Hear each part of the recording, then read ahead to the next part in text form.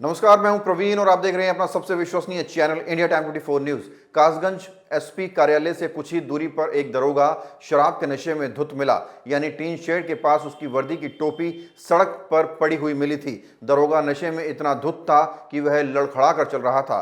फिर वो एक टीन शेड के नीचे बैठ गया और वहां बैठी एक महिला के साथ अश्लील हरकतें करने लगा। 2 स्टार वाला ये दरोगा महिला को जबरदस्ती पकड़ रहा था। महिला अपने आप को छुटा रही थी तो दोबारा उसे अपने पास खींच रहा था। तभी वहां भीड़ इकट्ठी हो गई और लोगों ने अपने फोन में दरोगा की पूरी वीडियो बना ली।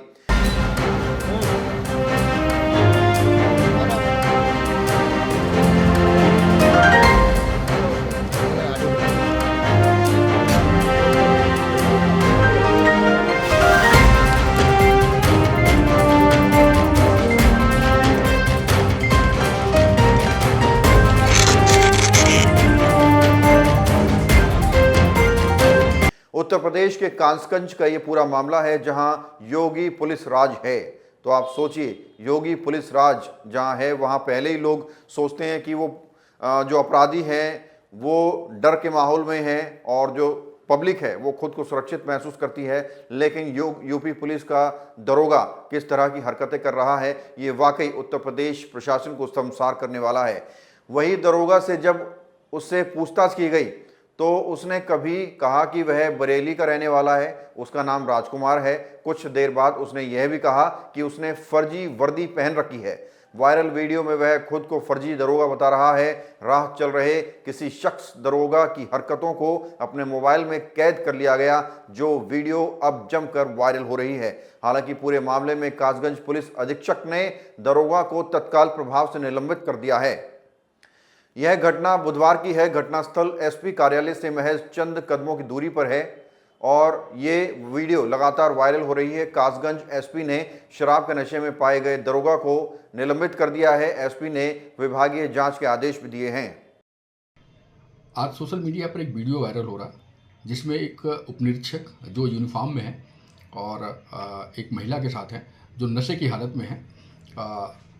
प्रथम दृष्टया ये पाया गया कि वो महिला उनकी पत्नी है और ये उपनिरीक्षक पुलिस लाइन कासगंज में तैनात है। उनकी इस अनुशासनहीनता पर पुलिस अधीक्षक महोदय द्वारा तत्काल प्रभाव से उन्हें निलंबित कर दिया गया और विभागीय जांच के आदेश दे दिए गए हैं। इस मामले में यदि कोई तहरीर प्राप्त होती है तो आगे वैधानिक कार्रवाई भी की जाएगी।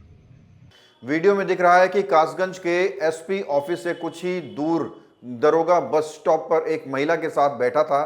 तभी वह उसके साथ गंदी और अश्लील हरकतें करना शुरू कर देता है। वीडियो में साफ पता चल रहा है कि महिला उसे रोकने की कोशिश कर रही है और वीडियो में यह भी दिख रहा है कि वो महिला उसको पहले से जानती है, मगर वह नहीं मानता और अपनी गंदी हरकतें जारी रखता है। बाद में पता चलता है कि वीडियो में जो महिला नजर आ रही है वो दरोगा की पत्नी है। अब लेंगे छोटा सा ब्रेक और ब्रेक के बाद आपको बताएंगे दिल्ली कैबिनेट की पहली बैठक में क्या कुछ हुआ। भगत चंद्रा हॉस्पिटल विश्व की सभी आधुनिक और बुनियादी सुविधाओं से परिपूर्ण एक world class multi speciality hospital Mahavir enclave Palam Dabri road पर स्थित साउथ वेस्ट दिल्ली का एकमात्र मल्टी स्पेशलिटी हॉस्पिटल, जहां 24 घंटे आपकी सेवा में उपलब्ध हैं वेल क्वालिफाइड डॉक्टर्स और हेल्पिंग स्टाफ। डॉक्टर सीएम भगत द्वारा स्थापित भगत चंद्रा हॉस्पिटल आपकी सेहत का ख्याल रखना ही इसकी प्राथमिकता है, वो भी अफोर्डेबल रेट्स में। ब्रेक के बाद आपका स्वागत है। दिल्ली की नई सरकार की पहली कैबिनेट बैठक हो चुकी है। बैठक के बाद मंत्रियों के बीच विभागों का बंटवारे की जानकारी सामने आई है। दिल्ली की मुख्यमंत्री रेखा गुप्ता ने वित्त के अलावा भू और राजस्व अपने पास रखा है। कैबिनेट की पहली बैठक में फैसला किया गया है कि पहले सत्र में 14 पेंडिंग सीएजी की रिपोर्ट पेश की जाएंगी। साथ ही दिल्ली में आयुष्मान योजना लागू की जाएगी, जिसे आप सरकार ने लागू नहीं होने दिया था। दिल्ली की महिलाओं का हर महीने 2500 रुपए देने का वादा कर 27 साल बाद सत्ता में लौटी बीजेपी ने पहली कैबिनेट में इस वादे को लेकर चर्चा की। इंडिया रिपोर्ट्स की इनपुट के मुताबिक मुख्यमंत्री रेखा गुप्ता ने शपथ ग्रहण के बाद पहली कैबिनेट बैठक में महिला सम्मान योजना को लेकर विस्तृत चर्चा की। इस दौरान उन्होंने रूपरेखा जल्द से जल्द तय किए जाने की बात कही। उन्होंने कहा कि इस योजना का क्राइटेरिया तय किया जाएगा और इसके लिए रजिस्ट्रेशन कैसे होगा, इस बारे में चर्चा के बाद फैसला लिया जाएगा। दिल्ली के पूर्व मुख्यमंत्री और आपके संयोजक अरविंद केजरीवाल को विधानसभा चुनावों में हराने वाले प्रवेश वर्मा को भी अहम पद दिए गए हैं। उन्हें पीडब्ल्यूडी यानी लोक निर्माण और शिक्षा विभाग की जिम्मेदारी दी गई है। विकासपुरी विधानसभा सीट से विधायक पंकज कुमार सिंह को स्वास्थ्य एवं परिवार कल्याण विभाग दिया गया है। पंकज के हिस्से परिवहन और सूचना प्रौद्योगिकी विभाग भी आया है। तो ये पहली बैठक थी जिसमें बड़े बड़े फैसले लिए गए, लेकिन महिलाओं को जो 2500 रुपये देने का वादा किया गया था उस पर कोई अमल नहीं किया गया। इसको लेकर आम आदमी पार्टी लगातार हमलावर है। पूर्व मुख्यमंत्री आतिशी ने भारतीय जनता पार्टी पर निशाना साधते हुए क्या कुछ कहा, जरा सुनिए।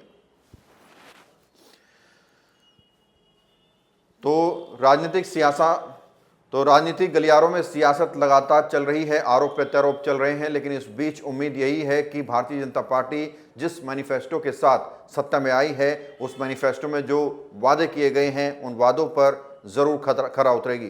कैमरा जले इस खबर में फिलहाल इतना ही। देश और दुनिया की बाकी खबरों के लिए आप बने रहिए हमारे साथ और देखते रहिए इंडिया टाइम 24 न्यूज।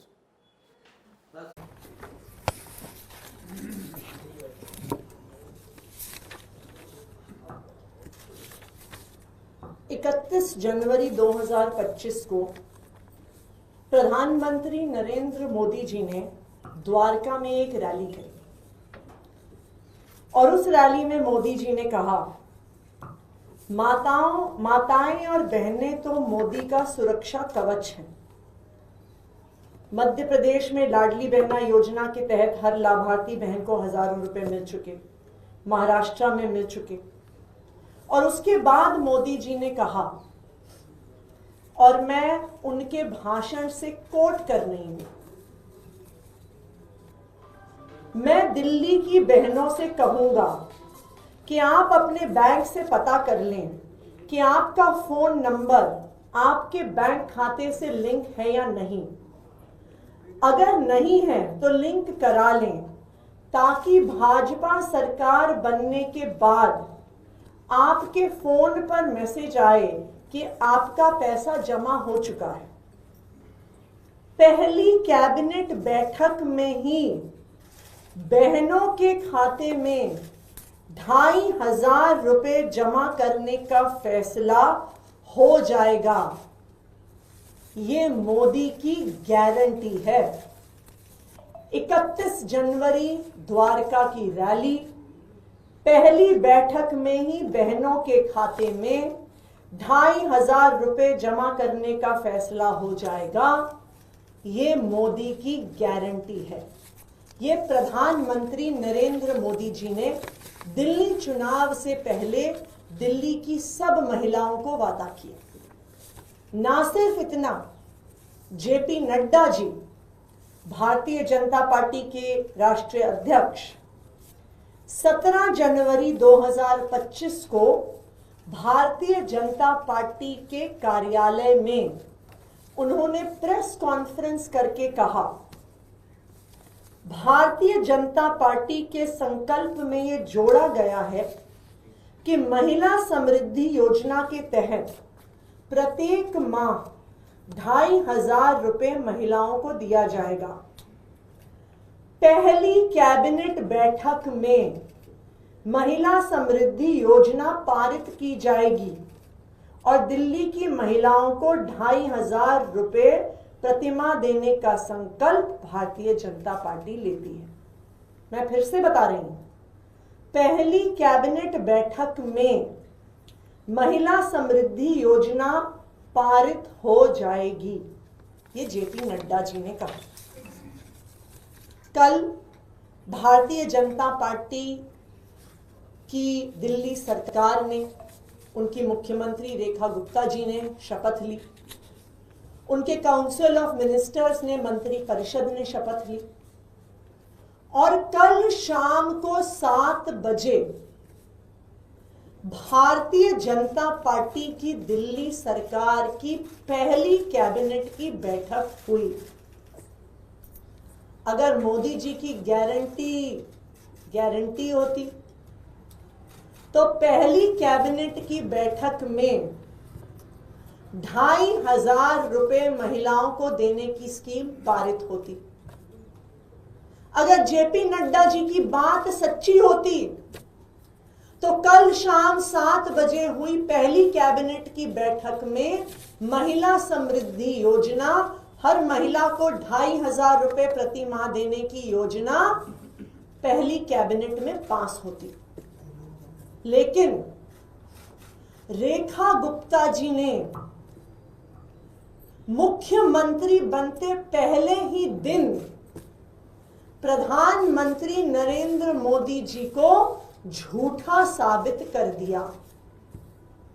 उन्होंने ये साबित कर दिया रेखा गुप्ता जी ने कि मोदी जी की गारंटी नहीं होती, मोदी जी की गारंटी जुमला होती है, कि मोदी जी की बात पे विश्वास नहीं किया जा सकता, क्योंकि मोदी जी ने तो हर मंच पे बोला, बार बार बोला कि पहली कैबिनेट की बैठक में 2,500 रुपए प्रति माह देने की योजना महिलाओं को पास होगी।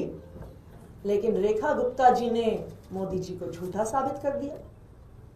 पहले ही दिन मुख्यमंत्री बनने पर रेखा गुप्ता जी ने जेपी नड्डा जी को झूठा साबित कर दिया।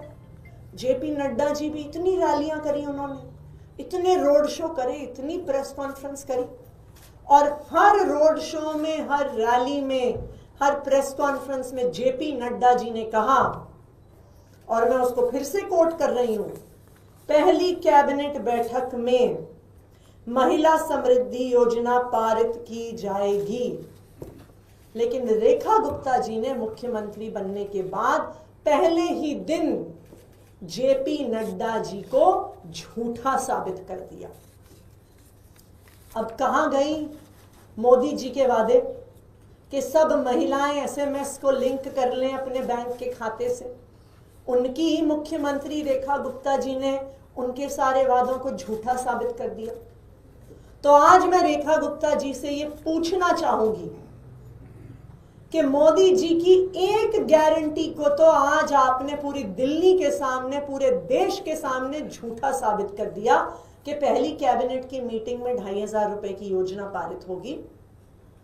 लेकिन मोदी जी ने यह भी कहा था कि 8 मार्च तक दिल्ली की हर महिला के खाते में 2,500 रुपए की राशि बैंक में पहुंच जाएगी। तो आज मैं रेखा गुप्ता जी से पूछना चाहती हूं कि क्या वो फिर से मोदी जी को झूठा साबित करने वाली हैं, या 8 मार्च को दिल्ली की हर महिला के खाते में 2,500 रुपए आएंगे। आज यहाँ पे दिल्ली के अलग अलग हिस्सों से महिलाएं आई हैं, और आज हम एक ही सवाल पूछ रहे हैं कि 2,500 रुपए कब आएंगे।